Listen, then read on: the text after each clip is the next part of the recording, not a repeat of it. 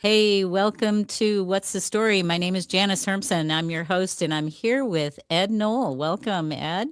Hey, Jan, it's been too long. Good to see It you. has, yes. We haven't been on for a bit, but we've both been doing our thing and busy in different ways and hoping to get back to a little more regular schedule soon enough.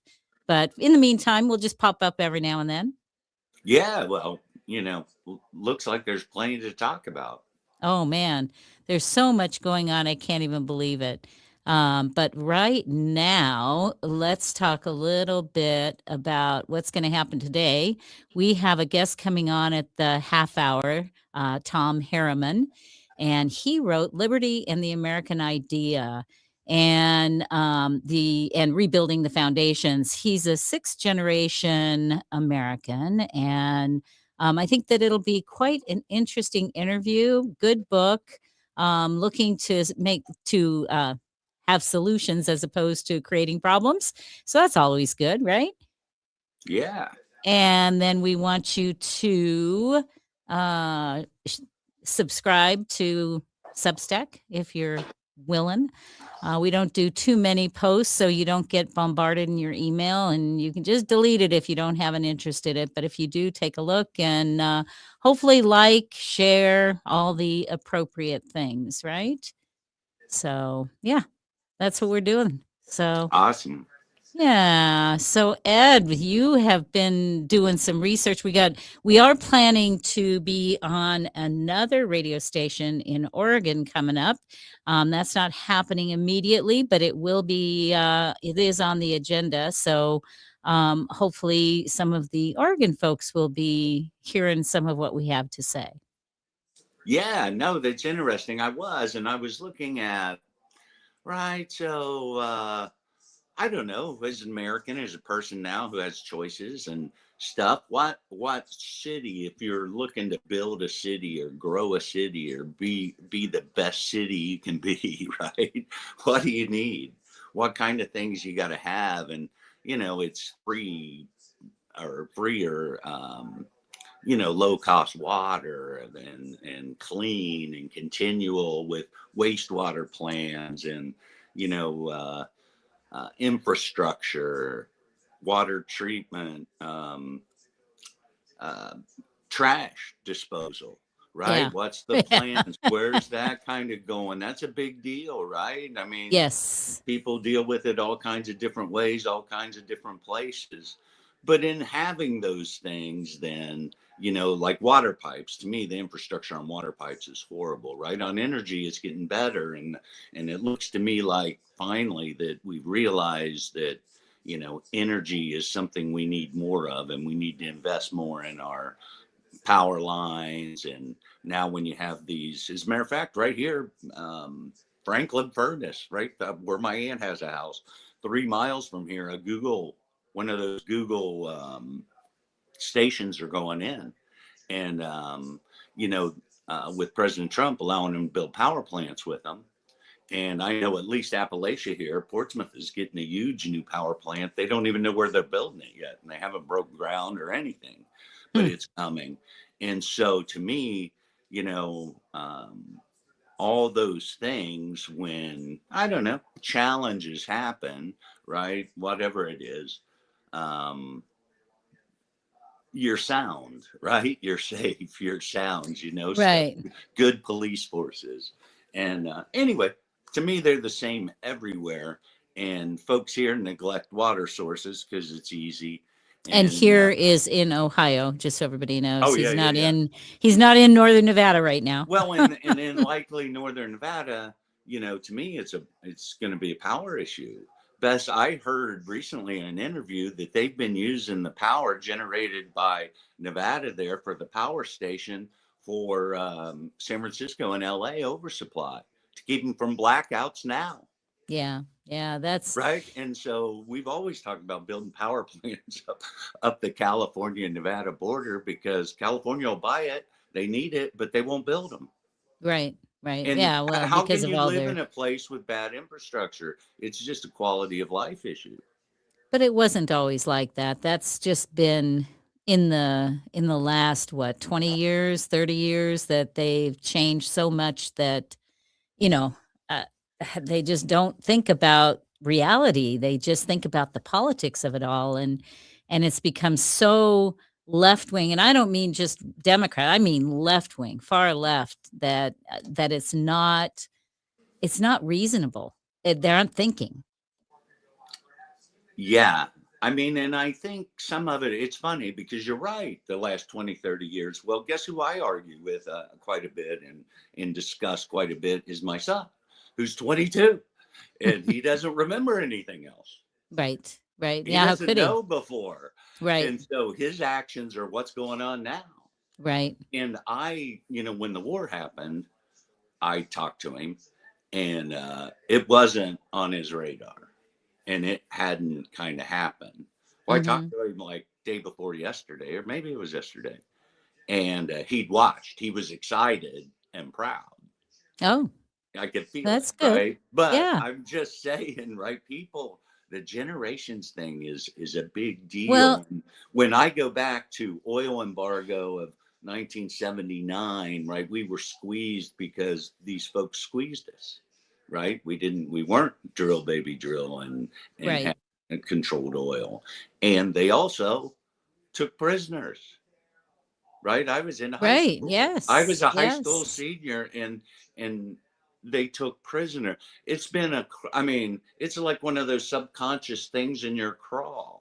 Yeah. It's just kind of been Well, and so ostracized. many of my generation, at least, are the Vietnam era, and so they see something like this, and then they hear President Trump say things like, "We'll stay as long as we have to stay," and their first impulse is, "Oh no, it's going to be another Vietnam. We're going to be in it for a long time," or any of the other wars recently, right?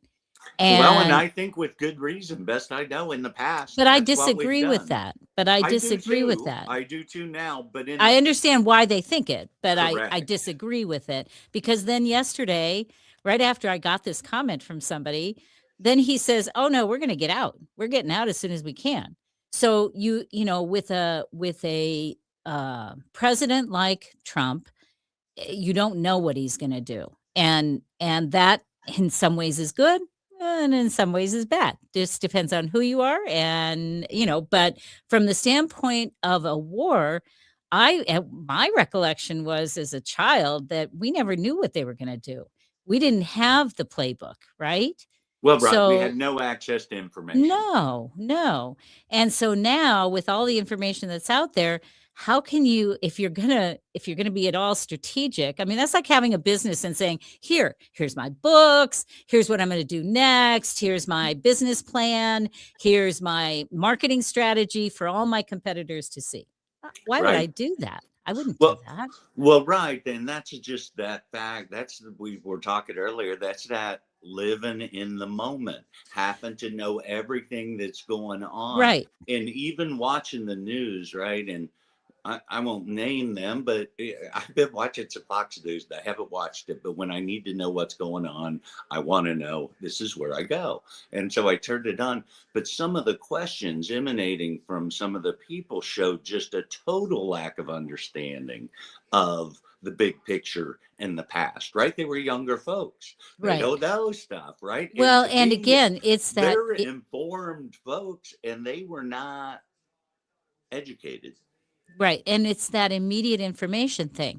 They're used to knowing anything, everything. Go on social media, like you say, you wanna know something, you jump on, you go look. Yeah. But in this world and in this conflict, whether you call it war or whatever you wanna call it, in this conflict, there has to be some strategy, and that strategy has to be, I'm sure, and I don't know this for a fact, but I'm sure it's gotta be lies, it's gotta be, half truths, as well as truths, right? So that you're confusing the enemy, because you just don't want them to know everything. And yet you still have to converse, and everybody knows everything. So there Well, there's has to all be confusion.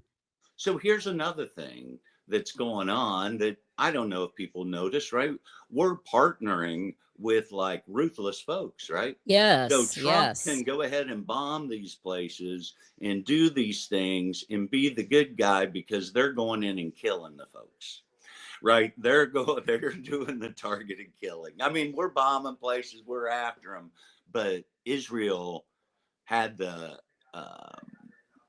espionage. They had the eyes on the ground. Right, They they knew did. where they Yeah, were and they pulled yeah, those triggers. And they're going to continue to do that. As we back away, they're going to continue to do that. And I think beyond the miracle of miracles, that Abraham agreement, whereby Saudi Arabia, these folks are all with us. And to me, they all should have a little part. I think it's going to be them squeezing on the borders with Israel doing dirty work when it has to be done because their folks can tolerate it, and slowly but surely taking control inside out. yeah. But it's a process, but we're not going to be in it. No, I hope not. I hope not. One of my clients said that a relative of hers is on one of the ships that was heading out that way. And people forget this is real people. This is your friends, your neighbors, your family's children that are all involved in this, whether they're directly involved or on the outskirts, they're still involved. We're still in the conflict. So, Yeah. um, Yeah. it's a tough Yeah. deal, Yeah. and It is. it does remind you of earlier wars, whichever one you remember the best, right? I mean, different people have different, and that's horrible that we all have a war that we think about.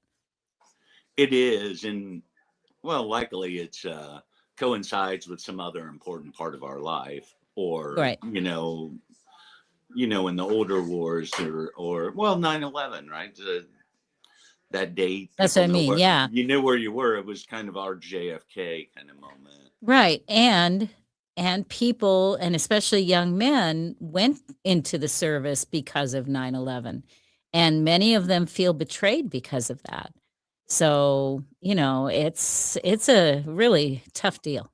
Tough deal. Well, right. It's always um, everybody, whether it's college football, the NCAA tournament, we're all backseat quarterbacks, or Right. right. We're all going to judge it when it's done. It's how it ends is what people are going to remember, and Yeah. how it goes. Yeah, and with the fact that, in other wars, other presidents weren't hated in the same manner that Trump is hated. So the media portrays things very differently than what we might have expected. So it's so funny right now. I think it's a really interesting time for President Trump because so the midterms happen, right? It's a big issue for him, but if Republicans win, right, and maintain their situation, he's going to be a lame duck president, right, for 2 years. And If I they bet win? I bet we haven't seen nothing yet. Yeah, That's all I'm saying. I mean, I'm yeah. not saying it'll be bad. I think it's good. I think the coolest thing that he does to me is just like the Iranian soccer team, right? They were playing out of the country. He knew it. He called to make sure that those folks I were I safe. was gonna mention that That too. kind of Yeah. stuff in our Yes. lifetime took so much time that it never happened. Right. People weren't ever protected, and these gals get protected, and it's awesome. I And think I so I too. love that part of what he does. Yeah, yeah, yeah, you can hate him, but his some of his actions are definitely positive and need to be recognized. You don't have to like the dude. That's okay. Oh, it's good. And anyway, what? Oh yeah, that's why I was You were to me talking the about infrastructure fundamentals and of cities. And well, yeah, I we mean, got off on the war, but yeah, that was where we were starting. but this is part. That's what's going on. There's a fundamental change going on, or trying to be created by the folks in that space, all of them. And I think that's the only way you can achieve it, kind of. I Yeah. mean, it's a little bit, countries are like states, right? Shouldn't let them duke it out. We had our own Civil War. You let them duke it out, and whoever comes up, you deal with. And so that's happened, and we've dealt with them, and now it's starting over. Well, and just kind of on that same idea of, where you're living and creating a space that is safe, secure, all those things. It's so interesting because I just moved and I moved from Reno, where I've lived for over 30 years, to Carson City. Yeah, that's not a real big distance, but what a different climate, you might say. And I don't mean that in the terms of weather. I mean, just the feel of the city itself when you go somewhere. I went to, actually, we're in Douglas County. So I had to go to Douglas County for some business. And you walk in the building and it's like, I felt like I was back in grade school. Right. Because it's an older building. It's not real new. And, so I was like, oh my goodness. But and the lady was so nice and pleasant. There was no stress going on. They were having a little party in the back, and it was just like, wow, how different, right? Well, And right, here I am I'm 20, 30 minutes from where I used to live for 30 years. And everything's a whole different feel to it. I am seeing that and feeling that here in Ohio. It's the same thing. Because of I need a smog, right, in Washoe County. I Yes, can't not get here it though. I can't get it here, and my registration's due. I have to get Ohio registration and license Oh, now. I'm changing my residency. And so yeah, you have to. I had to. So Yeah. I just had to have those experiences you did. I went to the Scioto County Courthouse. I was the only person there besides Yes. security and the people working there. And I went up, and they have titles here. They deal with car titles through the Right. county. And so, but I've had that experience. Now, the DMV is a little bit the same. Oh, It's a way smaller facility than any. I mean, even when I lived in Northern Nevada, I went to Carson City DMV because they right. didn't care Yeah. that, If you could. right? Yeah. Yeah. Yeah. Yeah. I always got out of town. But back to there's a comfort, there's an There is. orderness. A homeless person's not going to knock on your back door. Right. And, We have and, coyotes, however. well, yeah, but you got protection. Rusty's a My, protection. my granddaughter was outside and we have a Ring doorbell, and as she's coming in, she says, I can hear the coyotes. I can hear them. It But was pretty funny. but you can count on your police, fire department to do their darndest.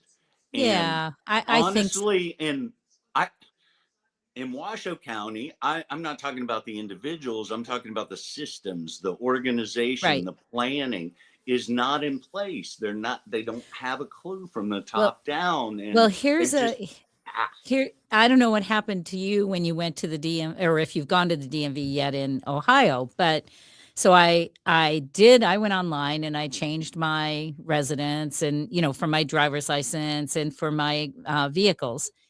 And it was so funny because, of course, they ask you about your voter registration. So I tried not to respond. Because I thought I'm already registered, and I'm changing my address. So that should be good enough. Well, they made me answer some questions. So I did. Didn't say anything about party, nothing at all. And so I thought, I wonder what's going to happen. Well, what happened was I got a letter from the county clerk of Douglas County telling me that my voter registration address had been changed. And do I want to change it? Was that my intent? Or did I want to leave it? And did I want to change my party or keep my party the way it was? So, what a difference from Washoe County, correct. where nothing happens when you do that, right? I mean, you have to actively go on, look by yourself at the Nevada voter registration area, make sure that nothing changed or that it changed the way you wanted it to change. How interesting, though, because this was within, I'd say, 2 days. So the minute that they got it, they apparently have a system where they just generate a letter to you. And then I have the choice. I can either keep it or I can change it. That was So refreshing.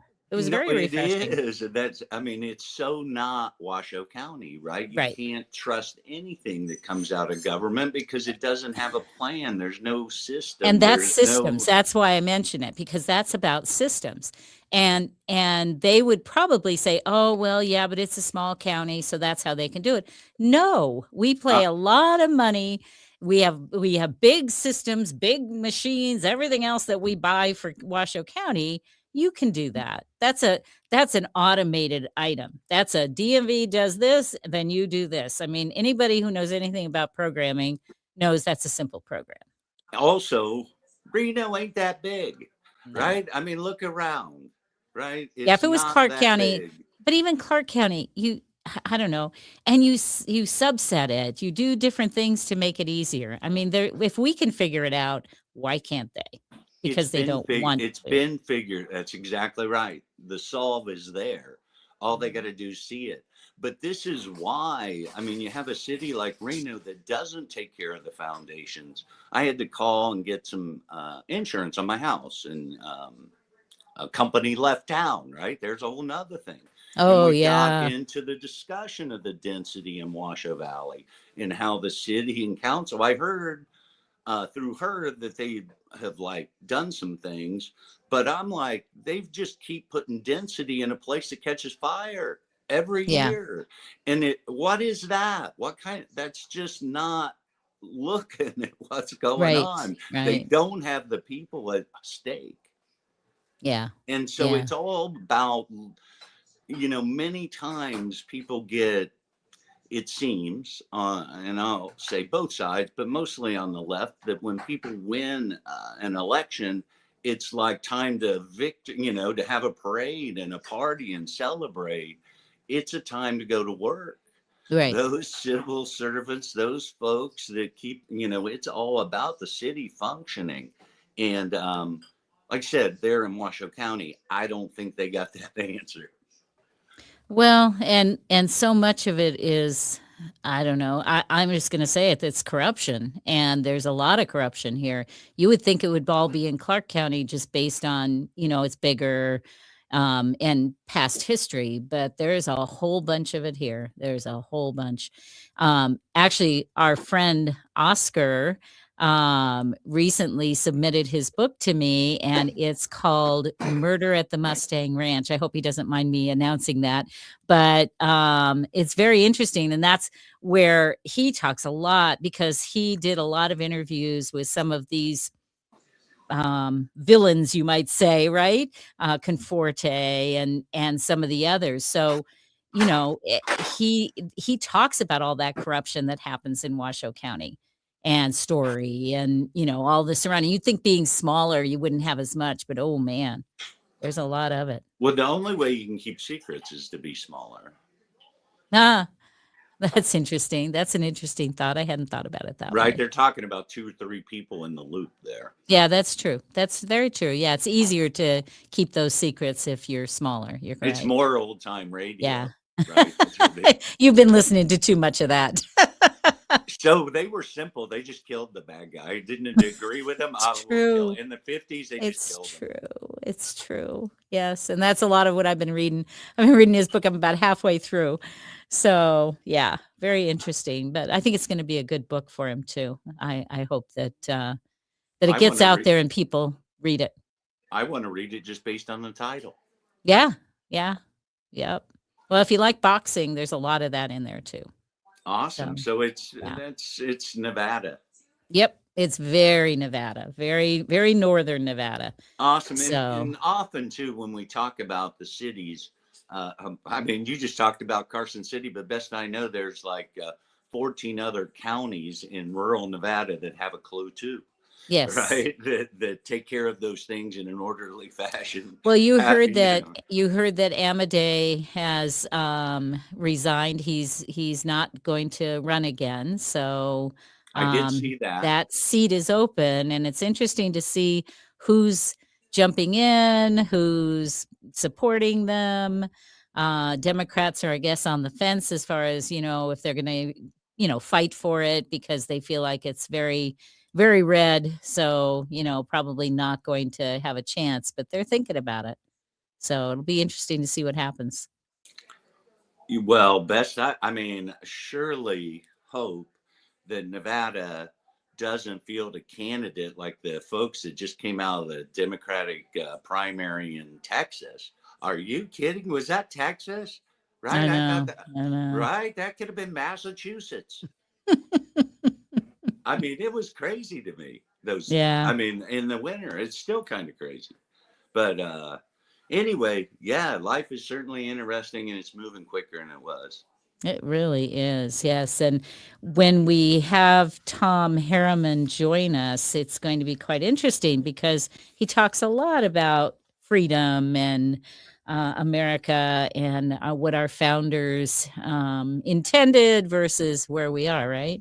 Well, I think that the whole simple simple clarity is a plan, and his what I've seen is really cool stuff. It's just like us talking about building a city. It's Right, the simple things that build for a safe, successful life. Not right. not all the right, not the TV commercials with the QR codes. Right, right. And speaking of Tom, I see that he has joined us here, so I'm going to bring him in. We're a couple minutes early, but that's okay. We'll, if you're ready, are you okay, Ed? We'll Yeah. just okay. All right, so I'm going to welcome. Well, hello, Tom. I'm Janice, and this is Ed. Nice to meet you. Hi, I'm glad to be here. Yeah, good to have you. And I am pleased to say that I did get your book. I didn't get it so that I could read through the whole thing, but I did read through quite a lot of it and very interesting. I want to do a little brief intro. Tom Harriman is a ninth generation American writing for a future we can all respect and believe in. And part of my blurb today that I put on my Substack is that one of the things that I found really encouraging about interviewing you is that you take the position of a nonpartisan.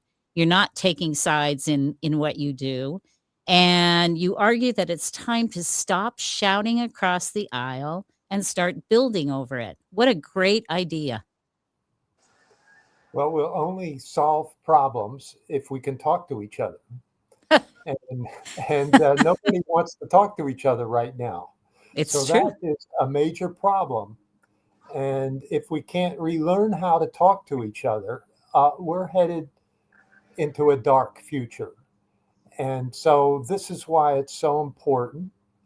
And what I'm arguing is that it is possible to talk to each other and to listen to each other with genuine interest rather than for the purpose of debate. It's possible because it's necessary.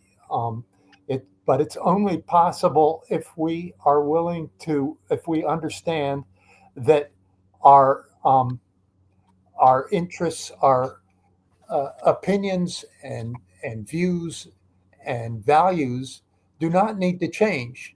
Nobody's going to ask us to change our ideas, our opinions, but we are going to have to rise above our differences enough to get things done. And I think this is only going to happen locally. I can't imagine it happening at any other level. It's going to happen in our neighborhoods because as our situation deteriorates, our neighborhood is where survival is going to count and where relationships are going to matter. So How that's where How I'm true coming that from. is. Yeah, that's very true. And I want to talk a little bit about why you wrote this book. But before we do that, since we've gotten off onto this already, you've broken your book into two parts. Part one being you're proposing ideas that appear throughout American history, and that it would be wise for us to consider and evaluate and consider it and evaluate it. Is that am I kind of summarizing that correctly? Well, if we want to have a future that we can value, we're going to have to talk about these things, or we would at least maybe I should say we would best talk about these things. Um, And of course, we can only do that if we can relearn how to talk to each other in a Well, and decent way. you do talk about our values. You know, I actually looked up because I really felt that history, civics, all of that is not being taught much in our schools anymore. How can our younger generations understand what those values are supposed to be from our founders and as represented in history if they haven't learned it? Well, I think they're pretty basic and logical, reasonable. Our founders talked about how uh, the, the future would be a mess, would be a real problem if we can't go forward with an understanding of essential virtues. For example, truthfulness, trustworthiness, steadfastness. We can't have a future if we don't accept and make a genuine attempt to live those virtues. And the founders talked about this quite openly. Um, George Washington, in his closing address, his goodbye address when he left the presidency, which incidentally he didn't have to do. He chose to leave the presidency and not turn into royalty because he believed in the future that he bequeathed us. Um, that he believed in democracy, and so he resigned his position at the end of a 4-year term without seeking reelection. And he was very clear and explicit about the necessity for fundamental virtues like truthfulness and trustworthiness as essential for the future of the country. So, how do you see the the idea of the local? I mean, it sounds wonderful, and you know, we can all say, yeah, you got to work on a local level. I've worked a lot in my community with different people regarding elections and things like that. Boy, this is tough. This is tough because there are such the media has done such a good job of dividing us that it's hard to get to someone who's not the same party as you to talk to each other. So how do we go about bridging that gap? Well, that's very true, and it's going to take time. And of course, building trust takes time. So we have to start. We have to initiate as best we can relationships with people. And even if we're finding, as many of us are, that people are really resistant to talking, and certainly talking without arguing, uh, it will depend on our finding just a few individuals who understand what our concerns are, regardless of our politics or religion or the shade of our skin, and are willing to come sit down with us around the kitchen table and talk and plan, maybe even to take action. We only need a few people to start this. Others will be attracted by the fragrance of trustworthiness. So what motivated you into writing this book, Tom?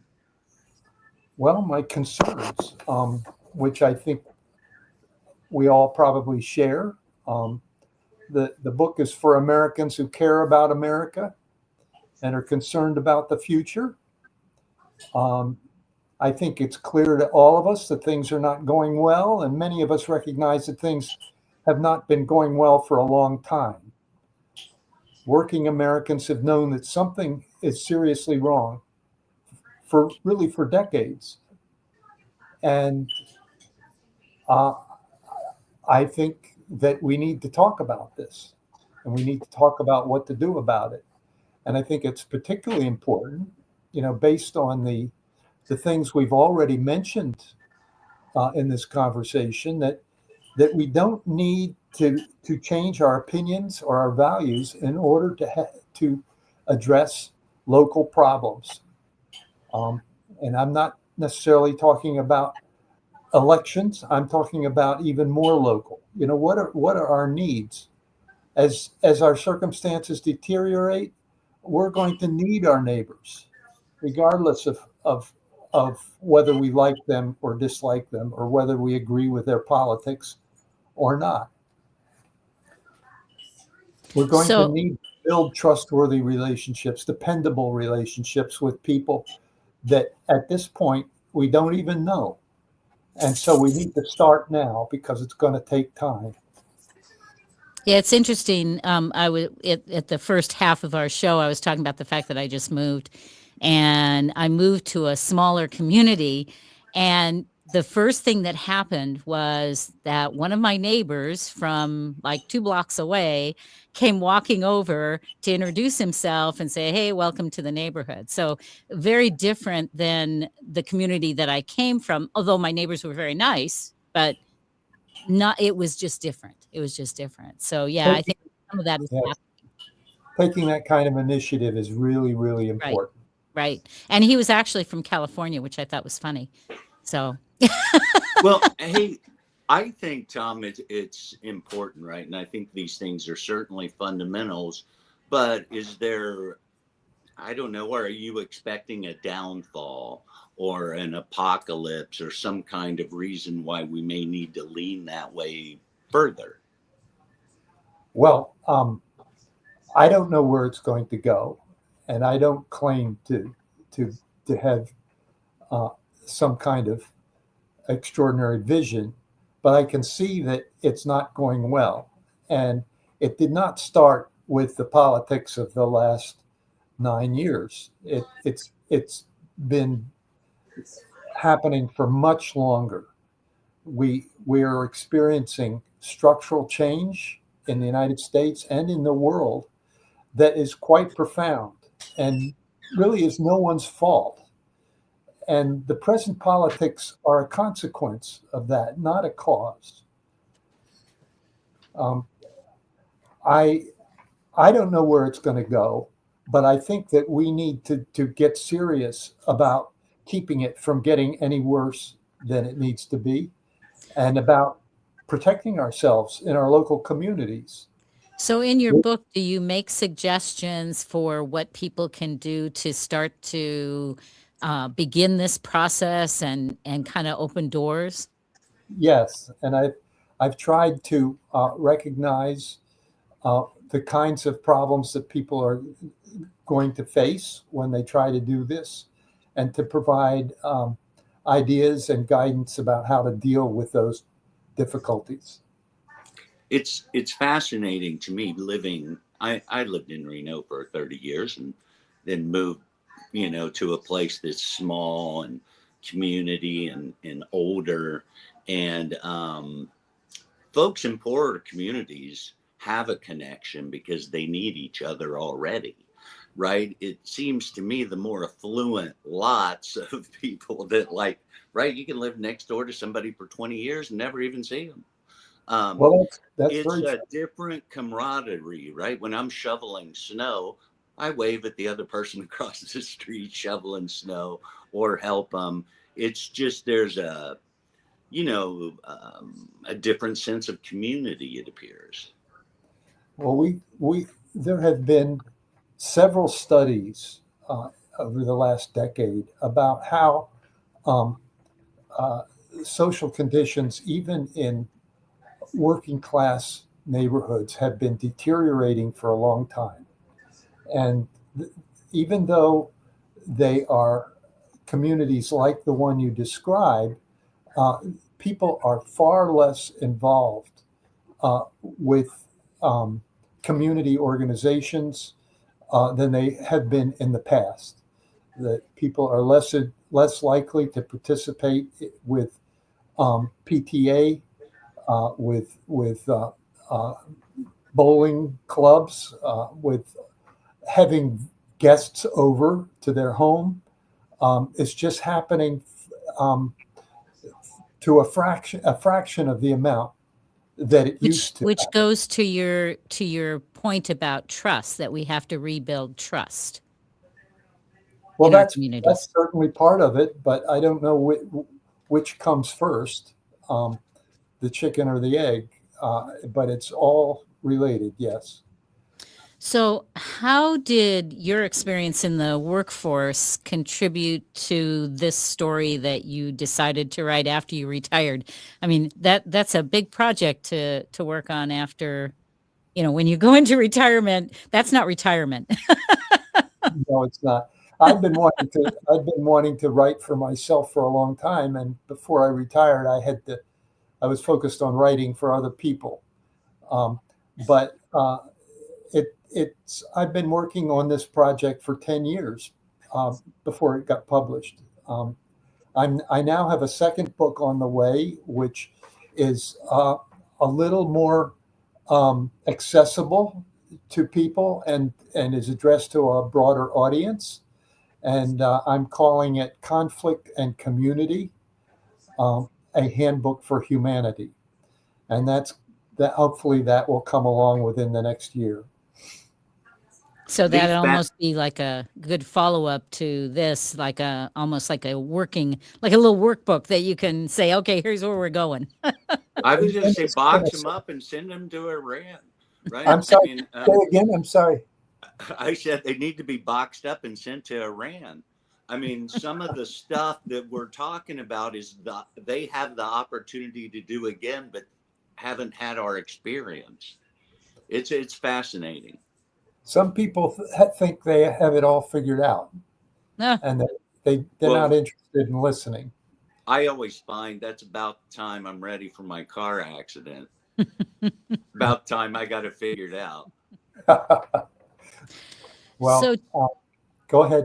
No, I was just going to say, do you think that your position as a ninth generation American influences your passion for this? Do you think that you feel more passionate about it because of that, or do you think you'd feel that way anyway?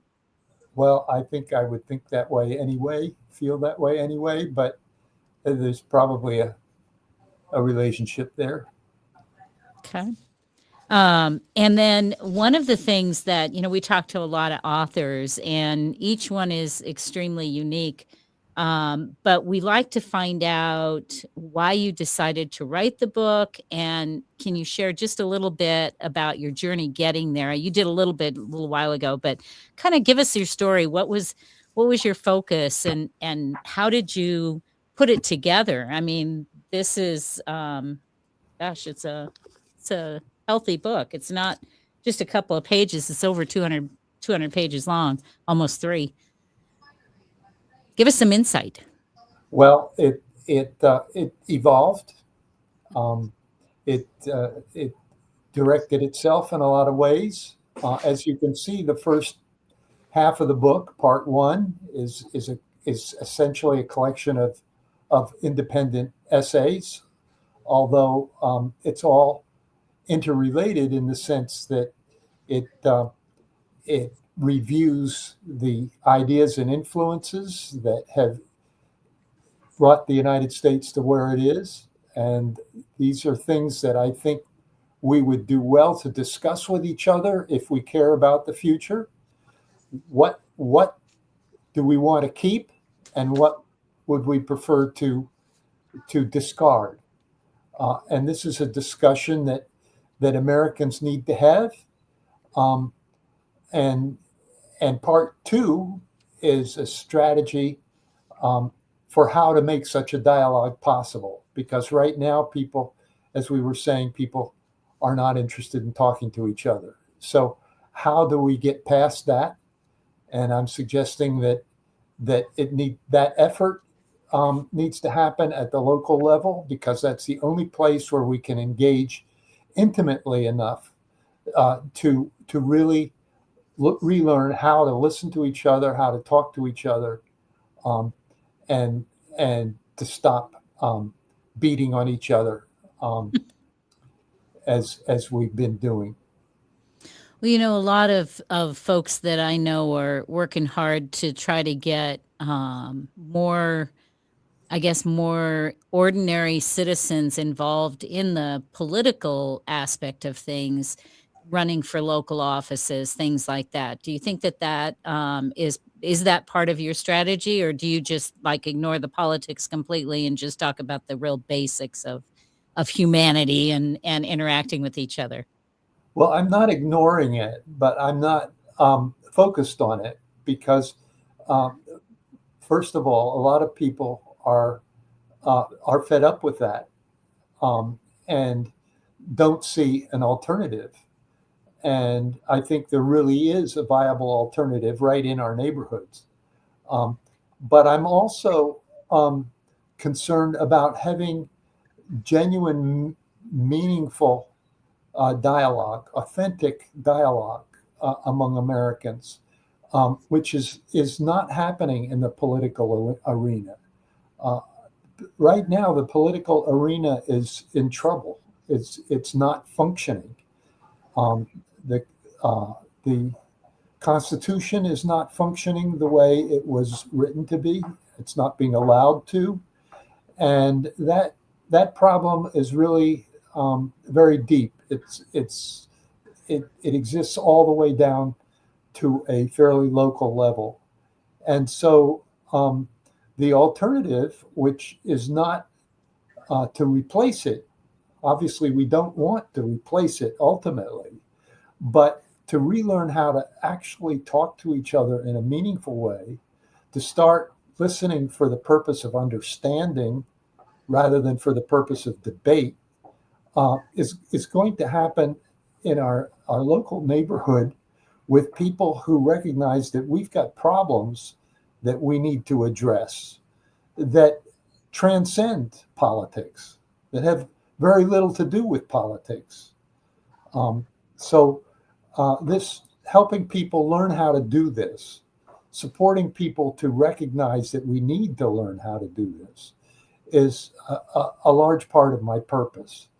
Right now, politics is broken in the United States. Partisan politics, I should say. I would agree with that. Well, right, but there's a whole right, the whole philosophy that Congress was never supposed to work, right? Right, it is what it is, and it's always been. Well, I very much agree with that. It has a reputation a reflection of people who have not read much, who do not have a poor understanding of what the founders struggled to do and indeed succeeded in doing, which really would work if we allowed it to work. Yeah, and we've determined that we don't want it to work. I just think that people back in the founding fathers put their country before themselves. They put the people before themselves. And very rarely do we ever see that out of any politician. They are all for themselves, right? It's that absolute power, corrupting absolutely. And when you get away from working for the people as a collective group, and you're going to work with your lunch bucket, it's going the wrong way. Well, that's true. That's very true. But the founders were dealing with a very contentious population, just as contentious as what we have now. What we have now is far larger, far more people, and far more diverse. But the contentiousness that we're experiencing was something that they expected and tried to arrange to deal with effectively. And they recognized that there was no avoiding it, that the contentiousness would be there, but that in learning to engage with each other and dialogue and find middle ground, we could make things happen that are more constructive and more amenable to diversity than otherwise. And So- this was something they worked on as based on the experience they were having of a very contentious political population. Can you kind of provide maybe an example of, you talk a little bit about a decision-making process for small groups that's explained that generates more effective outcomes than like consensus decision making or voting. And you say that tools are included for planning, problem solving, and organization building. Can you kind of give me an example of how that is? And maybe, are we Well, having a block party and then, kind of starting to share this in our little groups, and maybe that's how we open the conversations? well, we do need to open the conversation, but I think where the real work will be done will be around a table, large or small, where people sit down who are willing to really listen to each other with the purpose of understanding, and then each of us putting our ideas, our perspective, out on the table and leaving it there, So sort of like what we're doing here. backing away from them, and letting our ideas get mixed up and looked at and discussed by everybody else around the table. And when everybody does this and does it with an open mind, um, looking for a solution, very often solutions can appear, can evolve in the dialogue that had never occurred to anybody else, who had never occurred to anybody sitting around the table. But that's only possible when we let go of our own opinions. We need to express them, we need to get them out there, but then we need to listen to everybody else. Stubbornness and persistence never get us to truth. That's true. That's very true. So tell folks where they can pick up Liberty and the American Idea. Well, it's available at Amazon. It's available at Barnes and Noble and many other booksellers. All right. Local bookstores as well, I'm sure. Well, if they know about it, if they hear about it from you, they will probably order it. We'll make sure that they hear about it. How's that? All right. Well, we appreciate you joining us, Tom, and we look forward to hearing more about your second book as well. That sounds like it will be quite engaging and conflict in the community. Yeah, that's very true. Well, That's awesome. I appreciate your invitation, and I'm very glad to be here. All right. Be sure to let us know when you have that one so we can have you on again and do a follow-up and see where you are and where we are and whether we've managed to get some groups together to maybe have some conversations that are not as comfortable as they might be. Yeah, well, thank you. We have a lot to talk about, both All here right. and with our neighbors. Absolutely. Thank you, Tom sir. Harriman, the author of Liberty and the American Idea, we thank you for being with us on What's the Story, and we'll make sure this gets out there. Take care. All right, Bye-bye. you too. Bye-bye. Bye now. Well, that was great. Wowza. Yeah. So pick up your copy, Liberty and the American Idea, Rebuilding the Foundation. So yeah, totally based on, talking, really. That's what Well, it's right. It's really fascinating because I think with the phone, right, and the smartphone, you have grandkids, right? Oh yeah. There's an independence, right? There's a oneness that people value, and meeting people face to face is like a special deal.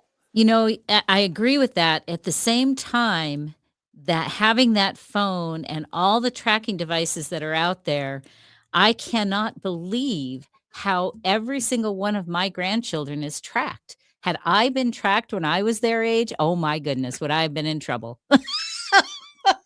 Well, right. That's what we just thank our lucky stars that we grew up when we did, It's right? true. It's serious.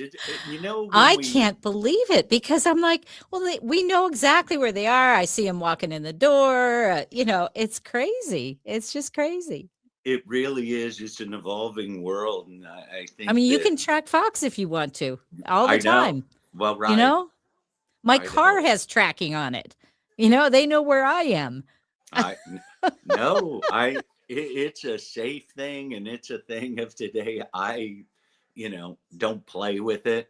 But just looking at time, right? We've always thought we've been this evolved society, and look, we used to like go play in the woods Oh, all day, yeah. and Yeah. we're going to end up being part of the frontier folks in history, We closer to are. them than Yes. the futuristic world on other planets. It's true, and my kids hate it, when I was a kid. Yeah, but it's true, right? You didn't come in until the streetlights went on. That was Yeah. when you went home, and then you were fighting to stay out just a few more minutes, right? Yeah, and that's what this guy's back, Yeah. frontier stuff, back to Yeah, that is what he's trusting, talking about. and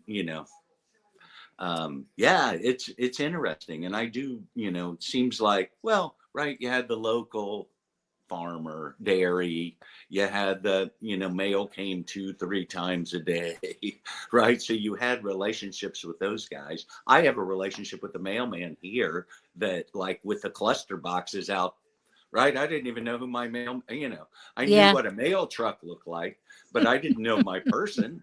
Right here, I know my person. He knows I'm Yeah. waiting on my cigars right? I'm just saying, you get that, like, that's a love you don't get, or I haven't had in a long time Yeah. from Yeah. where I've lived. It sounds like maybe you're not coming back to Nevada, huh? Well, I my life is in a spot where, right, it's been situational, and it's got chapters, and I've been fortunate enough that, well, there's certain issues that dictate, and I've been able to adapt to them, whether I, moved around with the corporate world or moved out there after college. I've had really unique chapters, and anyway, I'm just on another ride. So I'm here for now, but Yeah. I did have to register in Ohio because of the smog. If it weren't for the That's smog, funny. right, I could have That's kept it. funny. But because of it, I couldn't. It was impossible with my car being here. I had to change insurance to Ohio. Now here's one. Here, let's talk about some cool stuff. Moving states, right? So, like, Ohio's wanting people like me. We want you old folks who have, like, gone out and made your way. Come back home, right? It's Right, cool. right, right, right. So I am a family caregiver. So my mom's living in her house, everything, she owns her house, everything's in her name. So the requirements for residency, I can't meet, Oh, right? no. Well, I've found a way to meet them, but what I'm saying is they're not easy, right? You got to have your name on a water bill, or you on your pay Oh, stub. Well, that's I don't true. I don't work. Yes. I'm not No. changing Social Security. I don't care. It's working, and I'm not touching it. Right. And I have a pension the same way. But you can change your bank statements, but I'm paperless. In this year that I've been here, I've made everything as touch free as possible. And so it's all online. And so, anyway, there's a combination of things. Turns out any information from the DMV counts. I got an insurance policy. Anyway, I You couldn't need to get come my back to real. Washoe. You need to come back to Washoe County because you don't need much. You can get Well, on the corner and well, get this. They won't Four give Corners. me. I got a driver's license, but they won't give me my real driver's license until I verify this other thing of IV. I got to come back in That's and awesome. get it. That's good. But I'm what sorry. I'm I know it's saying is, painful, but I think it's good. well, it's fascinating, and it gives you insights to the government, and it's just fascinating that what you're talking about I've had for the last year, and it's just, there's a comfort with it that There you is. just don't Yeah. feel when someone's going to run you over and not care. It's Yes, a I weird agree with that. thing. I Yeah. mean, so anyway, I'm thankful that you got it. Yeah. I love going home every night. Yeah, But it's a good I thing. still love coming into Reno and doing my business too. Yeah, So no, I get the best of both worlds, right? I So think so, and you know, Steve and I tried to do that. We just didn't get far enough over. I Right, know, I we had to know. get over a Yeah. valley or two, Yeah, you need and to join us over there. well, but, Down the but road, down the road.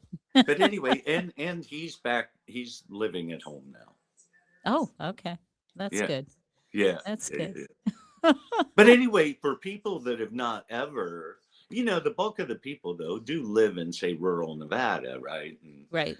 come into, I mean, we do have two big cities. It's a lot of the population, but I've always thought if you even take the US map and go county by county, which is red and which is blue, right? It's 98% red.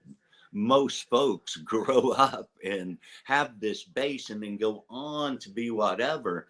And they just don't keep the base the same. So their kids get that same opportunity, I think.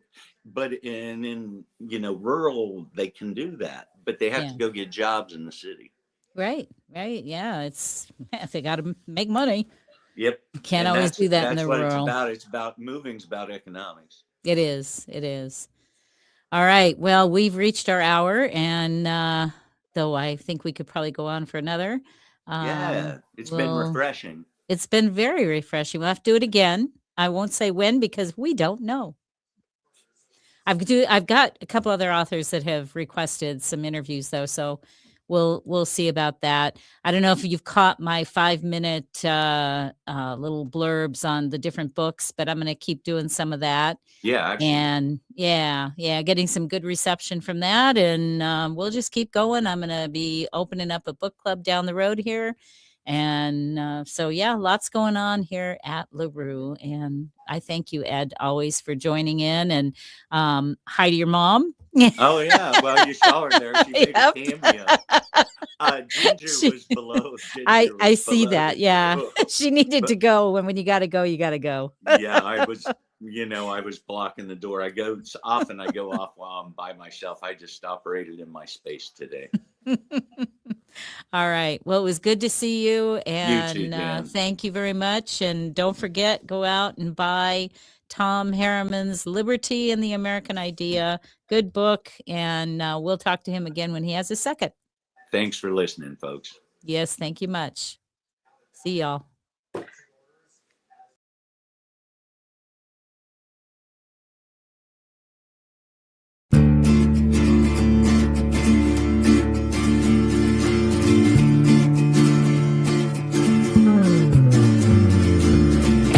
Now she's